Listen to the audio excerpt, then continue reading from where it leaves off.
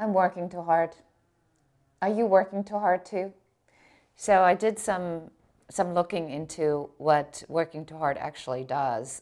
Is it good or is it bad? Will it actually advance your career? I'm going to tell you a little bit about that in just a moment. My name is Beate Chalette. I'm the founder of the Women's Code and also known as a growth architect.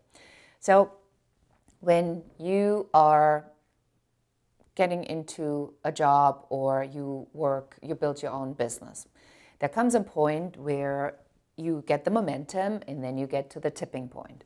And then when the tipping point happens, you better have your foundation in place, because once it tips, and then the boulder rolls. So you have to be prepared for when that moment happens and have that foundation with all those different elements in place, right? But to get to that point, you know, the pushing the boulder uphill, on whether you're employed or independent like me, it means that you have to put the time and the hours in to get stuff done.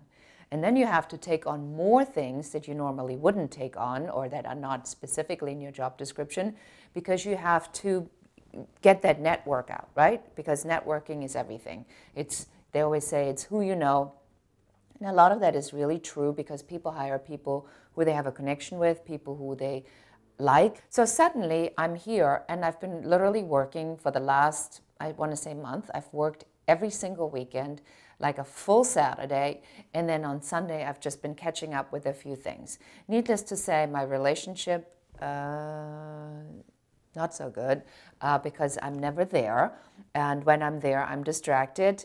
And then there are all these other things that happen to me physically. I've been getting lots of migraines, you know, I'm feeling out of balance, you know, my body's feeling kind of ugh.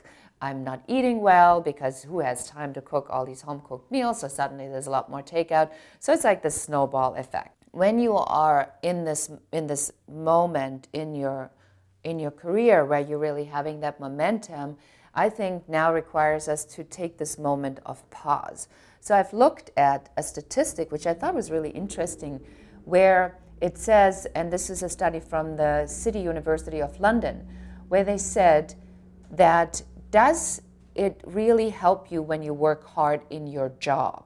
And it says when you're working hard in your job, actually sometimes it's detrimental to your career. And you know why? It's a really simple, stupid reason: because other people hate you for it.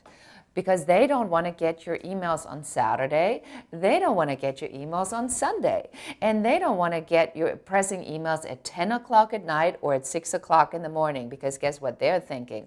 Here's a goody good shoes. How do you say that? I don't even know how to say that. You know, it's like that's what happens when you translate German things into American sayings, or try to get American sayings and remember them and then Germanize them, or however that kind of convoluted thing goes. But I think you know what I mean. Try to avoid bombarding people with things in hours, and I'm totally guilty of it in the last month. And I'm going to stop this now because I'm catching myself, which is why I'm doing this video, as this is my pause. So working hard is not necessarily good for your career, for that reason that other people really dislike you for putting the bar so high that it robs them of their personal lives and their sanity and their work-life balance. So let's be mindful of that. And I think that's sort of the trigger effect that we're looking for when it comes to a good work-life balance. Be the change you want to see in the world. And this is a message from Beate Chalette, the founder of the Women's Code. Thank you for watching. If you like this video, please subscribe and tell everybody about it, so I can build up my subscriber base and reach more people. Thank you again.